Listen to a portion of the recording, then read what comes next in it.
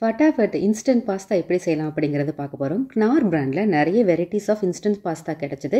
அதில் எப்படி செய்யலாம் அப்படிங்கிறத பார்க்கலாம். ஒரு பேன் எடுத்துக்கோங்க. அதில் ஆலிவ் ஆயில் ஒரு 2 டேபிள் ஸ்பூன் எடுத்துக்கோங்க.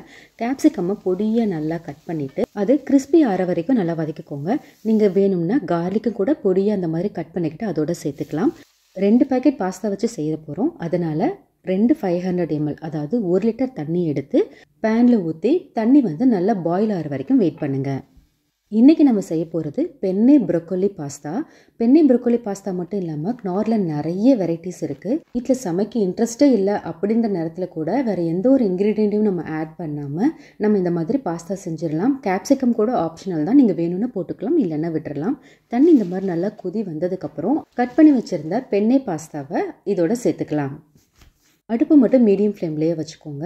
ஆரம்பத்தில் போட்டதுக்கப்புறம் நல்லா மிக்ஸ் பண்ணிக்கோங்க. இது க்ரீமி பாஸ்தா அப்படிங்கிறதுனால அடுப்பை ரொம்ப சீக்கிரமாக வச்சாலோ நான்ஸ்டிக் பேன் இல்லாமல் நார்மல் பாத்திரத்தில் சமைச்சாலோ அடிப்பிடிக்க வாய்ப்பு இருக்குது.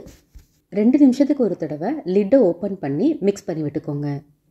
இந்த Knorr வெரைட்டிஸ் இதில் 8 நிமிஷம் அப்படின்னு போட்டிருக்கு. அதே மாதிரி எந்த பேக்கெட் நீங்கள் வாங்கினீங்கனாலும் அதில் 6 நிமிஷம் 8 நிமிஷம் 10 நிமிஷம் அப்படின்ற இன்ஃபர்மேஷன் கொடுத்துருக்கோம். அதே மாதிரி 8 நிமிஷம்னா 8 நிமிஷம் தான் ஆகுது, அதுக்கு மேலே ஆகவே இல்லை. நமக்கு காரம் இல்லாமல் சாப்பிட முடியாது, அதனால் அதுக்கு மேலே பெப்பர் கொஞ்சம் போட்டுக்கோங்க. இதுக்கு சீஸ் போட தேவையில்லை, ஏன்னா பாஸ்தாவே நல்ல க்ரீமியாக இருக்கிறதுனால சீஸ் எல்லாம் தேவையில்லை. உங்களோட விருப்பத்துக்கு ஏற்ற மாதிரி நீங்கள் எந்த ஒரு வெஜிடபிள் வேணால் ஆட் பண்ணி செஞ்சுக்கலாம். ஆக்சுவலி இதுலேயே ப்ரொக்கோலி இருக்கிறதுனால கேப்சிகம் கூட தேவையில்லை அப்படின்னு தான் நான் சொல்லுவேன்.